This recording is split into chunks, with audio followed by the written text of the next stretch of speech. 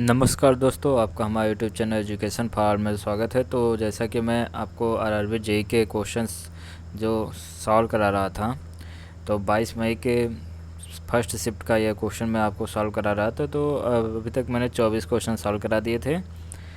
तो आइए 25वां question start करते हैं। 25वां क्वेश्चन देख लीजिए। 25वें क्वेश्चन से हम स्टार्ट करने जा रहे हैं। तो 25वां क्वेश्चन अगर आप ध्यान से देखेंगे तो ये क्वेश्चन देखने में बहुत बड़ा लग रहा है। और अगर इसको पूरा पढ़ेंगे और उसके बाद इसके ग्राफ बनाएंगे, जो एक डायग्राम जैसा बनता है, पूरा एक एक लाइन बना के एक एक चीज़ सॉल्व करेंगे, तो इसको सॉल्व करने में कम से कम आपको 2 से 3 मिनट जा सकते हैं। अगर आप इसको केवल पढ़ने में लग गए तो आपके टाइम बहुत ज़्यादा बर्बाद हो सकती है। तो पहले आप देखिए कि क्वेश्चन पूछ क्या रहा है, क्योंकि अगर इस तरह के क्वेश्चन अगर बैंक में आते हैं तो करीब 5 या 6 क्वेश्चन एक ही क्वेश्चन पे 5 या 6 क्वेश्चन बन जाते हैं। लेकिन इसमें केवल एक ही क्वेश्चन पूछ रहा है, तो ज़रूर आपको सोचना चाहिए कि रेलवे ने ऐसा क्यों किया है। तो आइए केवल क्वेश्चन हम देखते हैं क्या कह रहा है। तो क्वेश्चन कह रहा है कि खाली सीट और ई के बीच कितने लोग बैठे हैं। तुम इस तरीके का अगर एक ही क्वेश्चन आए तो मैं पहले आपको लोग को कहूँगा कि आप इसको छोड़ के आगे के क्वेश्चन सॉल्व करें, क्योंकि अब मुझे तो पूरे क्वेश्चन सॉल्व कराने हैं, तो मैं एक एक क्वेश्चन लाइन वाइज सॉल्व करा रहा हूँ। तो देखिए इसमें पूछ रहा है कि खाली सीट और ई के बीच कितने लोग बैठे हैं। तो आइए देखते हैं, इस क्वेश्चन को थोड़ा सा पढ़ लेते हैं, क्योंकि बस थोड़े से ही पढ़ने पे हमको इसका आंसर मिल जाएगा। तो इसमें लिखा है 10 मित्र 6 सीट वाले समांतर पंक्तियों में बैठे हैं। प्रत्येक पंक्ति में एक सीट खाली है।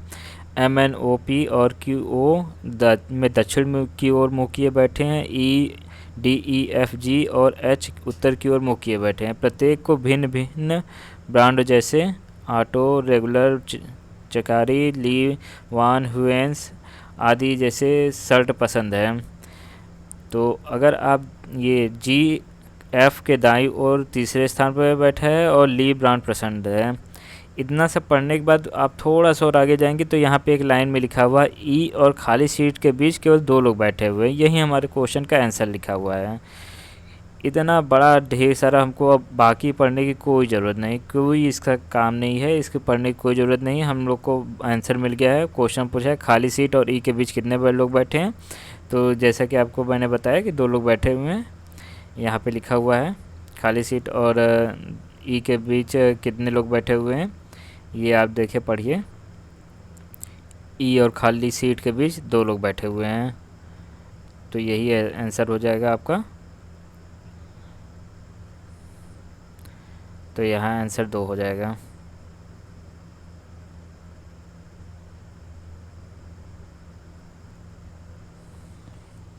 नेक्स्ट क्वेश्चन में आइए देखते हैं क्या कह रहा है। नेक्स्ट क्वेश्चन कह रहा है कि ऑक्सीजन के अणु में कितने परमाणु होते हैं। तो इसका आंसर होगा 2। ऑक्सीजन के अणु में 2 परमाणु होते हैं। आइए नेक्स्ट क्वेश्चन देखते हैं क्या है। नेक्स्ट क्वेश्चन पूछ रहा है दी गई आकृति में त्रिभुजों की संख्या पूछ रहा है। तो इसमें त्रिभुजों की संख्या ये काउंट करते हैं, जैसे कि ये 1 हो गया,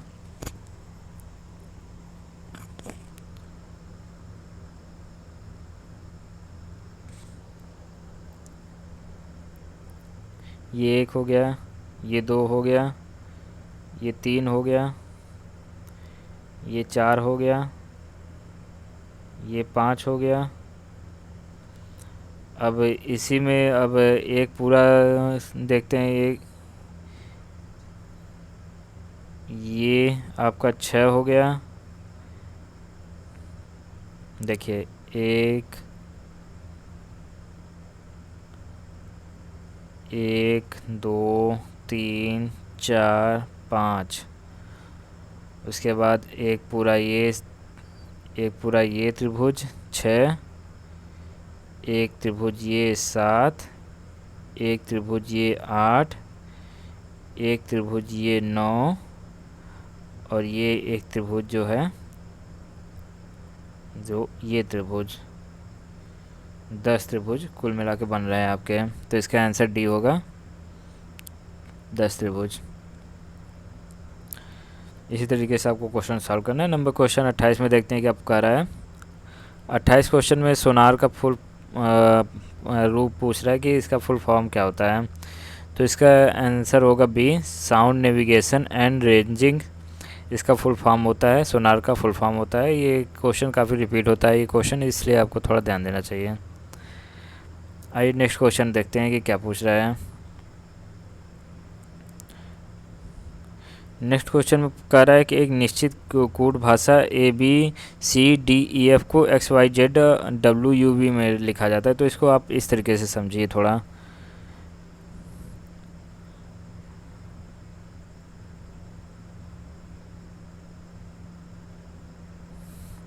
आपको इस तरीके से थोड़ा समझना चाहिए कि जैसे दिया हुआ है A,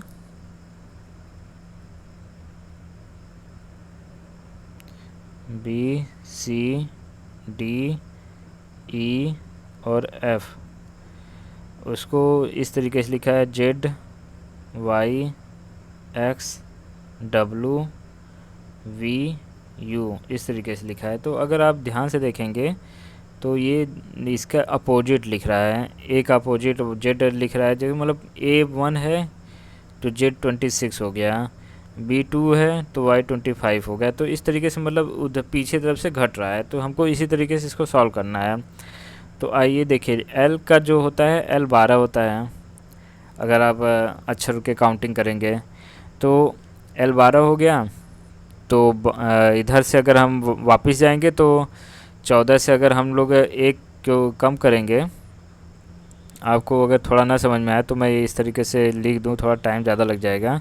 आपको थोड़ा समझना चाहिए। ABCDEFGHIJKLM, इस तरीके से लिखा जाता है। फिर उसके बाद इधर से स्टार्ट करेंगे NOPQRSTUVWXYZ, तो इसी तरीके से लिखा है। तो आपको ये सब थोड़ा ध्यान देना पड़ेगा। क्वेश्चन आपको जल्दी सॉल्व करना है तो ये सब चीज़ आपको अपने मन में करना पड़ेगा।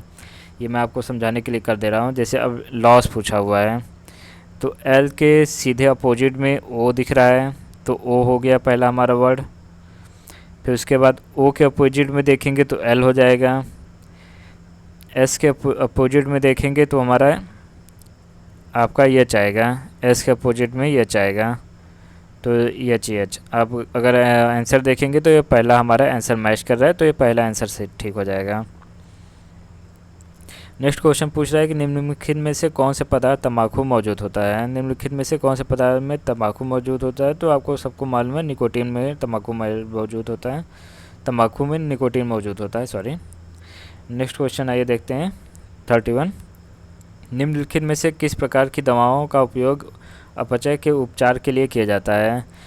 तो इसका आंसर सी होगा। एंटी एसिड होता है में ये अपचय के लिए यूज होता है। जैसे इनो जैसा आप लोग ऐड देखते हैं ना, उसमें ये चीज़ यूज होता है, एंटी एसिड। आइए नेक्स्ट क्वेश्चन देखते हैं। नेक्स्ट क्वेश्चन पढ़ते हैं क्या लिख दिया हुआ है। Question number 32। एक घड़ी 5% की हानि पर बेची जाती है। यदि क्रय मूल्य 20% से अधिक होता है, विक्रय मूल्य में 115 रुपये की कमी होती है, तो विक्रय मूल्य में 40% की हानि होती है। तो क्रय मूल्य ज्ञात करने का है। तो आइए अच्छा हम मान लीजिए हम मान लेते हैं कि हमारा क्रय मूल्य 100 रुपये है। तो उसमें 5% की हानि हुई, तो मतलब 100 रुपये हमारा क्रय मूल्य, तो मतलब हमने 95 रुपये में बेचा है इसको। अब ये कह रहा है कि हमारे क्रय मूल्य में 20% अधिक होता है। मान कह रहे यदि हमारा क्रय मूल्य 20% अधिक होता है तो 20% कितना होगा, 120 रुपये होगा। और कह रहा है विक्रय मूल्य में 115 रुपये की कम होता है, तो हमारी बिक्री में 40% की हानि होती है। तो आइए अच्छा देख लेते हैं 40% 120 का कितना होगा। तो इससे कट जाएगा, ये इससे कट जाएगा, तो हमारा आएगा 48 रुपये। 48 रुपये मतलब हमारी हानि हो रही है। तो हम 120 में 48 घटा देंगे। ये मैं आपको समझाने के लिए इतना कर रहा हूँ, क्योंकि ये सब तो आपको दिमाग में ही सॉल्व कर लेना चाहिए। 48 अगर घटा देंगे तो हमारा आ जाएगा 72 आ जाएगा।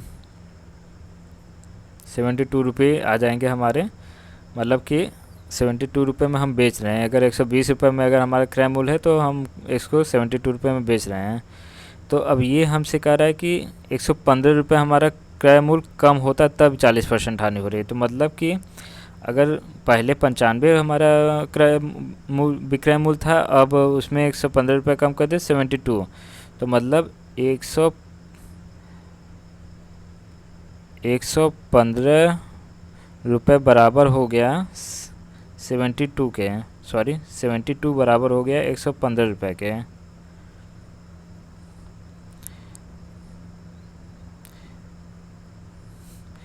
एक 72 बराबर हो गया, पहले हमारा 95 रुपये था, उसके बाद 115 रुपये कम हो गया तो 72 हो गया। तो मतलब कि इधर से कितना कम हुआ, इधर से हमारा कुल 23 रुपये कम हुआ। 72 में 95 घटा देंगे तो मतलब 23 रुपये बराबर होता है 115 के। अब हमसे पूछ क्या रहा है कि हमारा क्रय मूल्य क्या होगा, तो हमारा क्रय मूल्य ज्ञात कीजिए। तो हमने मान क्या रखा था 100 रुपये, तो 23 रुपये 115 रुपये के बराबर है, तो 100 रुपये हमारे कितने के बराबर हो जाएगा, 115 बटे 23 इंटू 100। तो आप इसको कर लीजिए गुणा भाग। 23 पंजे 115 होगा, 23 पंजे 115 होगा, और 5 से 100 मल्टीप्लाई कर देंगे तो हमारा 100 आंसर आ जाएगा। आपको अगर न समझ में आए तो आप कमेंट कर दीजिएगा, मैं आपको दोबारा भी समझा दूंगा। तो इसी तरीके से सॉल्व होगा, तो हमारा आंसर आंसर आ जाएगा 500 रुपये। आइए नेक्स्ट क्वेश्चन चलते हैं।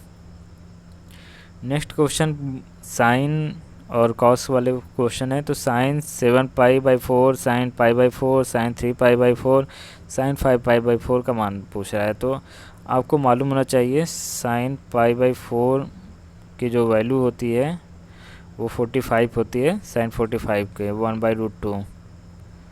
तो मतलब ये जितने भी इसके मल्टीप्लाई अगर 2 से होंगे तो सब 45 से ही मल्टीप्लाई होते हैं, तो इसी के हिसाब से काम होता है। तो आपको इसी तरीके से सॉल्व करना है, तो इसको इस तरीके से सॉल्व करते हैं। तो एक का मान √2 रख देते हैं, सब का मान वही √2 ही होगा, 1/√2 केवल माइनस और प्लस का फ़र्क होता है। वो इसमें आप अगर आंसर में देखेंगे तो कहीं पे भी माइनस का सवाल नहीं है, तो हम उस पर ध्यान भी नहीं देंगे।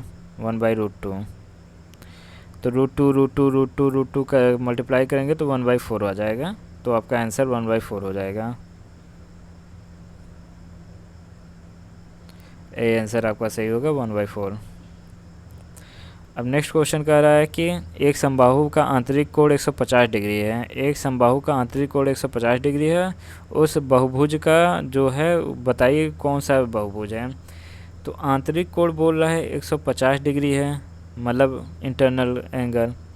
तो मतलब अगर आंतरिक कोण 150 डिग्री है तो मतलब बाहरी कोण 30 डिग्री होगा, क्योंकि पूरा टोटल जो कोण होता है वो 180 डिग्री का होता है। तो मतलब 150 आंतरिक है तो बाहरी होगा 180 अंश।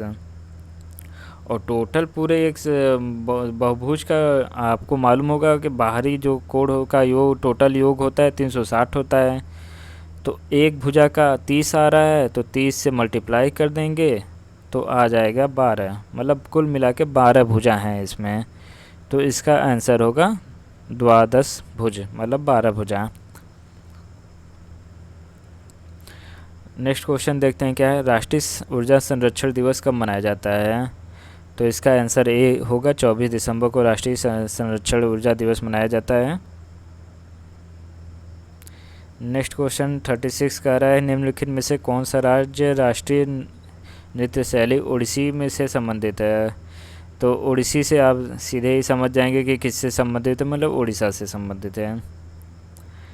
आइए नेक्स्ट क्वेश्चन देखते हैं क्या है। नेक्स्ट क्वेश्चन में रक्त को धमनियों से सिराओं में जिस सूक्ष्म नलिकाओं के माध्यम से प्रवाहित किया जाता है उसे क्या कहा जाता है। तो आप उसको सभी जानते हैं कि उसको कोशिकाएं कहते हैं। कोशिकाओं से ही ये रक्त के जो सूक्ष्म नलिकाओं से माध्यम से जो है ध्वनियाओं से रक्त प्रवाहित होता है। तो इसका आंसर सी होगा कैपिलरीज, इंग्लिश में उसको कैपिलरीज कहते हैं।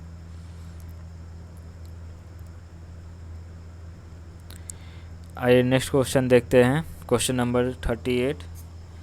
तो क्वेश्चन क्या कर रहा है कि यदि x square minus 4x plus 4b equal to 0 है कि दो वास्तविक हल हैं तो b का मान ज्ञात कीजिए। तो इसमें b का मान पूछा है।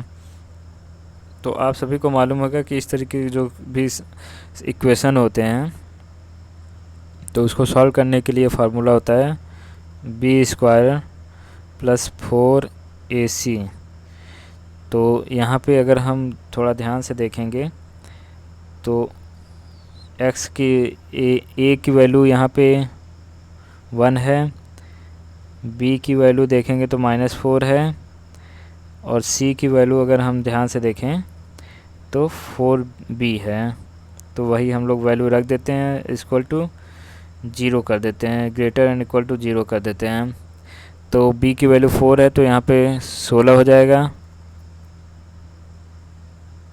16 हो जाएगा, प्लस 4 a की वैल्यू 4b है तो 4b लिखेंगे, a की वैल्यू 1 है और c की वैल्यू 4b है।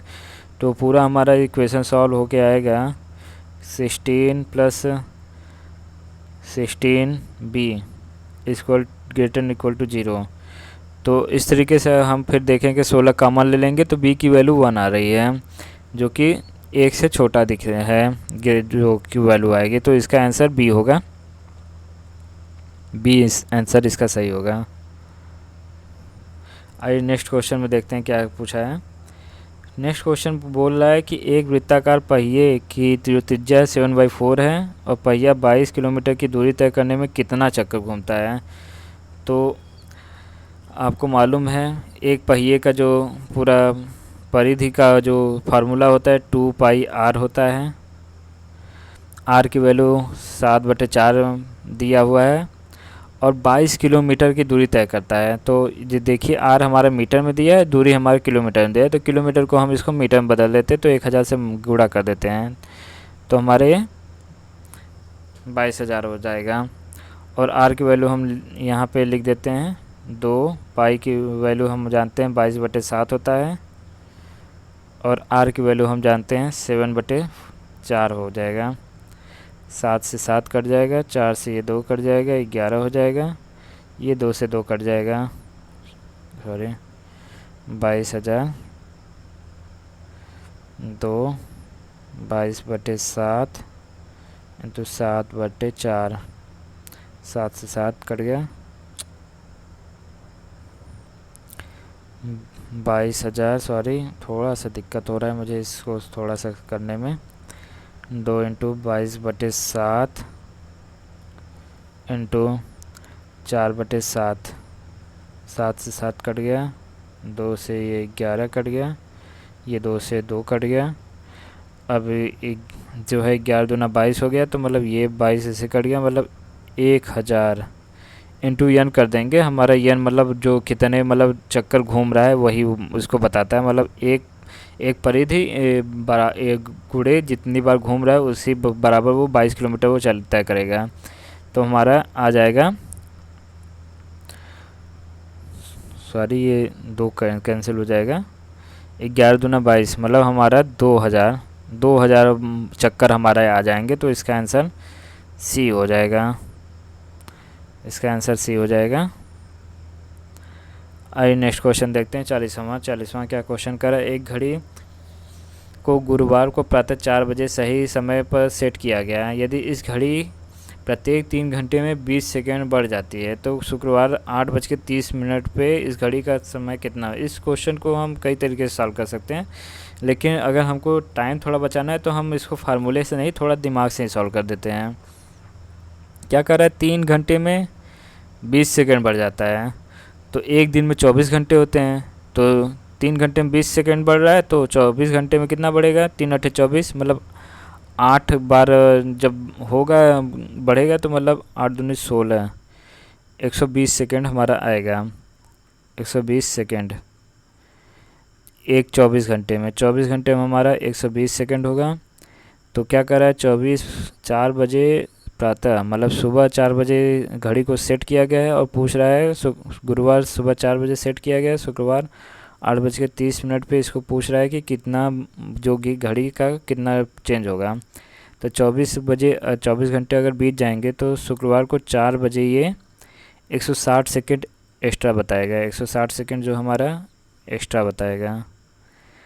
अब 160 सेकेंड जो है एक्स्ट्रा बताया आपका 4 बजे तक, सुबह 4 बजे तक। फिर अब हमारे पास कितना समय बचा, अब हमारे पास 12 4 16 घंटा प्लस 30 मिनट एक्स्ट्रा अभी और भी बचा है। तो 12 घंटे के लिए अगर हम आधा कर देते हैं तो 160 जो है सेकेंड होता है 24 घंटे के लिए, तो 12 घंटे के लिए कितना होगा आपका 80 सेकेंड। तो इसको जोड़ देंगे तो हमारा 24 मतलब 24 सेकेंड आएगा, 240 सेकेंड आ जाएगा।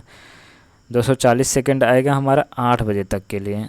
8 बजे तक के लिए हमारा 240 सेकेंड हमारा एक्स्ट्रा बढ़ जाएगा।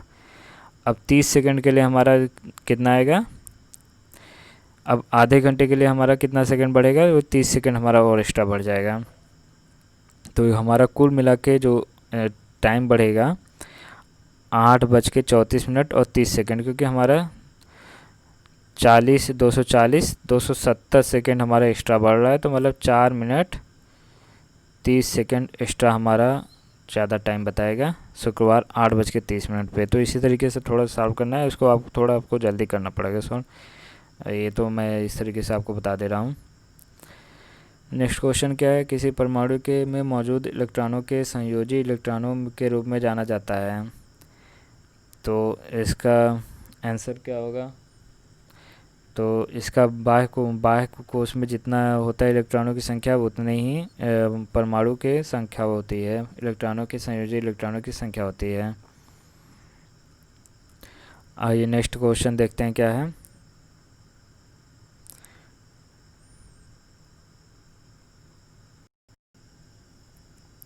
आइए नेक्स्ट क्वेश्चन देखते हैं क्या कर रहा है। क्वेश्चन नंबर 42 है, एक साइकिल में ब्रेक लगाया जाता है तो ब्रेक पैड पहिए को स्पर्श करता है। अब इसमें से कौन सा पहिए की गति को रोकेगा।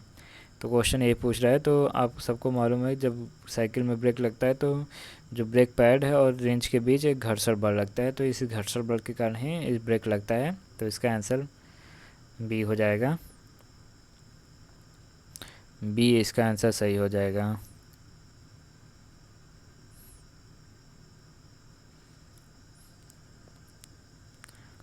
आइए नेक्स्ट क्वेश्चन देखते हैं क्या है। भारत के संविधान गणतांत्रिक क्यों है। आपको मालूम है कि हमारे संविधान को गणतंत्र इसलिए कहा जाता है क्योंकि यहाँ पे जनता के द्वारा ही प्रतिनिधि चुन के आते हैं, दूसरे कहीं से नहीं आते हैं, इसलिए जनता के द्वारा चुन के आते हैं। तो इसमें जो आपका ऑप्शन देखेंगे तो इसमें से निर्वाचित संसद को प्रावधान प्रदान किया गया है। तो ये तो प्रदान किया गया, लेकिन इससे कोई गणतंत्र सिद्ध होता है ये नहीं मालूम चल रहा है। इसमें से एक अधिकार विधेयक शामिल किया गया है, इससे भी नहीं मालूम चलता कि गणतंत्र संविधान है, संविधान गणतांत्रिक है। इसमें सी में देखेंगे तो ये थोड़ा सा ऑप्शन आपका मिलेगा, लेकिन इसमें क्या लिखा हुआ है, वयस्क नहीं। इसमें तो इसमें तो जो है बूढ़े भी मताधिकार का प्रदान किया गया है ना, तो ये भी आंसर आपका नहीं होगा। डी जो है इसमें वंशानुगत घटक नहीं होता है, तो डी जो आंसर होगा ये आपका सही है, क्योंकि इसमें कोई राजा के बेटे राजा ही राज नहीं करते हैं। इसमें कोई भी मतलब जो जनता के द्वारा कोई भी चुना जा सकता है वो ही राज करेगा, मतलब वो शासन करेगा। इसमें कोई राजा का राज नहीं होता है। आइए नेक्स्ट क्वेश्चन देखते क्या है। विश्व जल दिवस 2019 का की विषय वस्तु क्या है। तो ये अब पुराना हो चुका है, इस क्वेश्चन का कोई मतलब नहीं है। बाला पश्चिम की ओर, नेक्स्ट क्वेश्चन आइए देखते हैं क्या है। बाला पश्चिम की ओर मुँह करके आगे बढ़ता है। तो आइए पहले बना लेते हैं उत्तर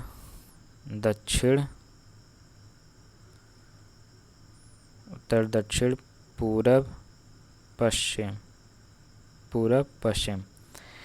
तो किधर इस समय मुँह किया, पश्चिम की तरफ। तो ये इधर देखा और ये इधर मुँह कर लिया पश्चिम की तरफ, मुँह करके आगे बढ़ता है। वह अपने बाएं से 45 डिग्री घूमता है।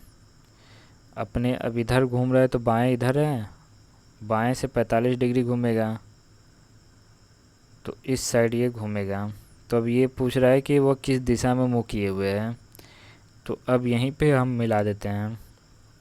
तो देखिए, ये क्या हमारा वेस्ट है, ये क्या हमारा साउथ है। तो हमारा जो मुँह किया होगा दक्षिण और पश्चिम और दक्षिण के बीच में ही मुँह किया होगा, तो इसका आंसर ए सही है।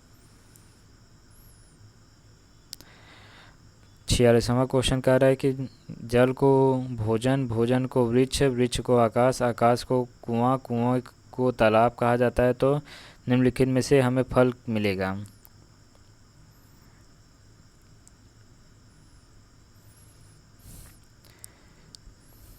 तो इसमें ये कह रहा है कि फल हमको किस में मिलेगा। फल हमको, आपको मालूम है कि वृक्ष से ही मिलेगा।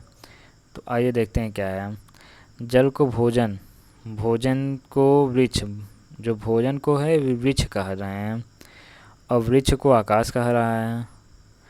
तो वृक्ष से ही तो हमको फल मिलेगा, मतलब तो, लेकिन वृक्ष को कह क्या रहा है, आकाश कह रहा है, तो हमको इनडायरेक्टली मतलब आकाश से फल मिलेगा। तो हम आंसर डी इसका सही होगा। आइए नेक्स्ट क्वेश्चन देखते हैं क्या है।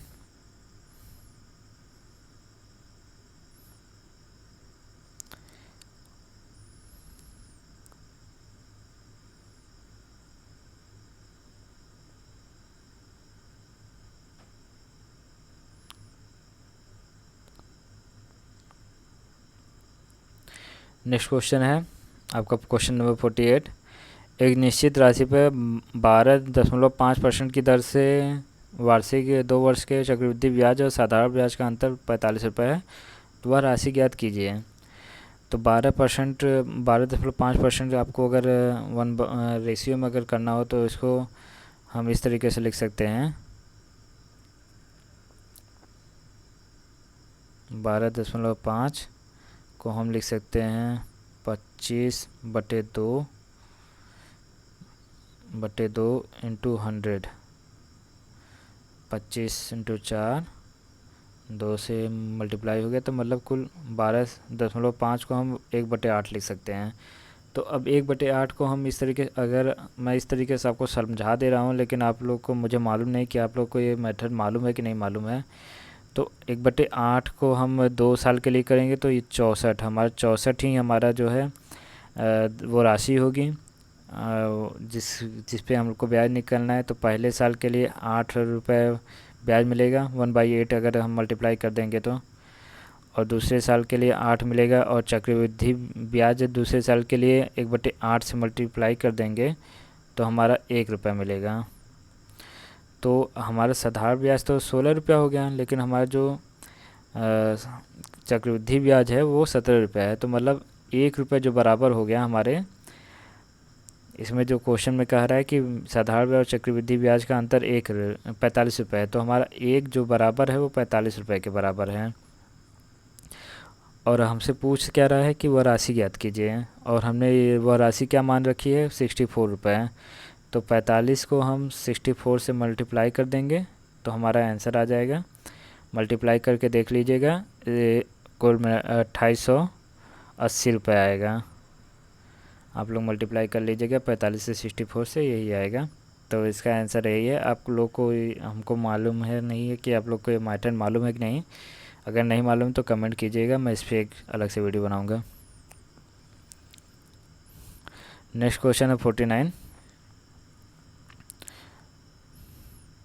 49 में क्या कह रहा है, थीटा 0 बड़ा छोटा है थीटा से, थीटा जो है 90 अंश से छोटा है। तो इसमें थीटा की वैल्यू ज्ञात करने को कह रहा है, और ढेर सारे जो हैं ऑप्शन दे रखे हैं। इसको आप 2 तरीके से सॉल्व कर सकते हैं। या तो आप इस इक्वेशन को आप सॉल्व कीजिए बैठ के, या तो दूसरा सबसे आसान तरीका है कि आप सीधे वैल्यू ही रख के देख लीजिए। तो पहले हम 30 डिग्री रख के देखते हैं, वो भी एकदम पूरा अच्छे तरीके से नहीं रखेंगे, बस एक हाइपोथेटिकली रख के देखेंगे। 30 डिग्री रख के देखेंगे साइन कॉस थीटा में, तो √3/2 हो जाएगा, स्क्वायर होगा तो मतलब ये 3/4 हो जाएगा, -3 इंटू कॉस थीटा √3/4 हो जाएगा।